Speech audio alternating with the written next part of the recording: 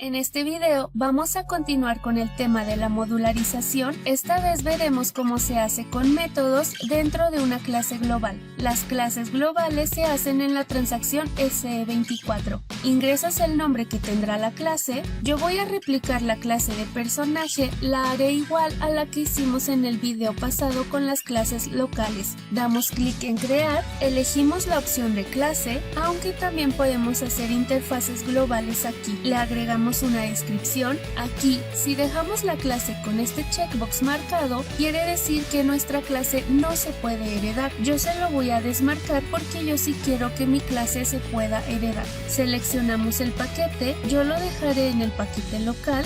En esta pestaña de propiedades podemos agregarle una clase superior para que herede sus atributos y métodos. En esta pestaña definimos los atributos. Voy a ingresar los siguientes.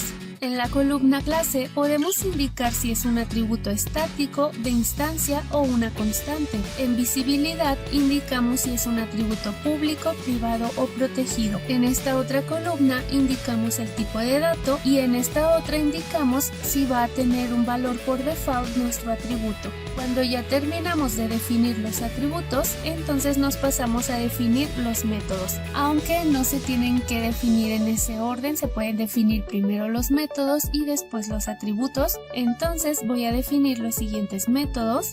E igual que los atributos, tenemos que indicar si es un método de instancia o estático y si es público, privado o protegido. Podemos agregar una descripción para indicar un poquito más a detalle qué hace este método. Y para definir qué parámetros va a tener nuestro método, tienes que posicionarte sobre el método y das clic en este botón.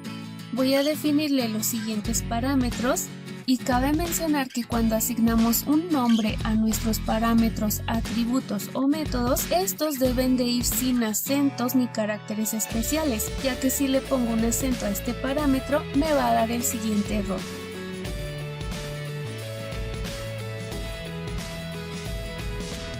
Después, en esta columna de clase, indicamos si es un parámetro import, export o changing. Acá le indicamos si es opcional. Y acá agregamos el tipo del parámetro y también podemos asignarle un valor por default. Estos parámetros también pueden ser tablas, pero recuerda que debes definirlos con un tipo tabla del diccionario de datos, ya que de lo contrario, si lo defines con una tabla transparente, el parámetro será tomado como una estructura y no como una tabla. Voy a definir este parámetro del tipo de la tabla BKPF.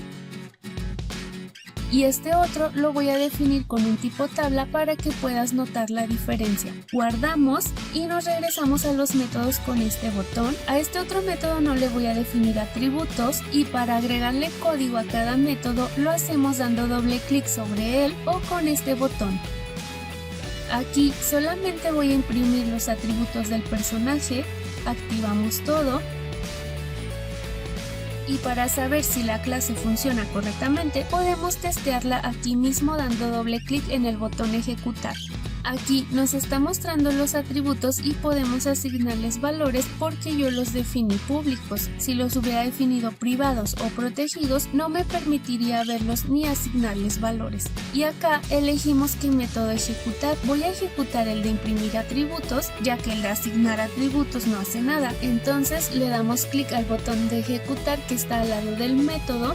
Y aquí nos muestra todos los parámetros que tiene el método, ya sean import, export o changing. Y aquí están los dos parámetros que definí, uno con la estructura de BKPF y el otro con un tipo tabla. Si vamos a ver el de la estructura de BKPF, nos está tomando el parámetro como una estructura con un solo renglón. En cambio, si vamos al del tipo tabla, aquí sí nos permite ingresar varios renglones. Entonces, para que tus parámetros sean tomados como tablas, tienes que definirlos de un tipo tabla. De lo contrario, aunque lo definas de una tabla transparente, este se tomará como una estructura. Entonces ejecutamos el método, vemos que está correcto y ya que comprobamos que la clase funciona correctamente, entonces ya podemos usarla en cualquier otro lugar. Por ejemplo, dentro de tus programas, funciones, en otras clases globales o locales y también la puedes heredar. Y como esta clase la podemos heredar, voy a ir al programa del video anterior en el cual vimos la herencia con clases locales.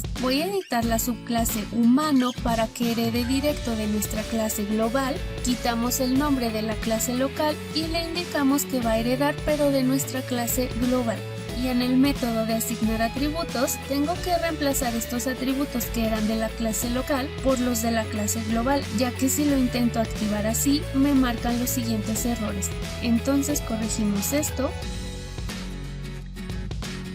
activamos de nuevo, ejecutamos el programa, elegimos al personaje de humano que fue en donde implementamos la clase global y funciona correctamente. Nos damos cuenta que sí se está usando la clase global ya que está imprimiendo estos parámetros que fueron los que se agregaron dentro de ella en el método de imprimir atributos. Y por ejemplo, si esta clase no la queremos heredar y queremos usarla normal para ejecutar sus métodos, también lo podemos hacer. Acá tengo otro programa en el cual te muestro cómo podemos usar esta clase y sus métodos. Lo único que tenemos que hacer es crear un objeto que haga referencia a la clase y simplemente llamar los métodos así. Aunque si los métodos fueran estáticos, voy a cambiar el método de asignar atributos para que sea estático y nada más le voy a agregar esta leyenda para que podamos comprobar que sí se está ejecutando el método. Me regreso al programa y lo mandamos llamar así.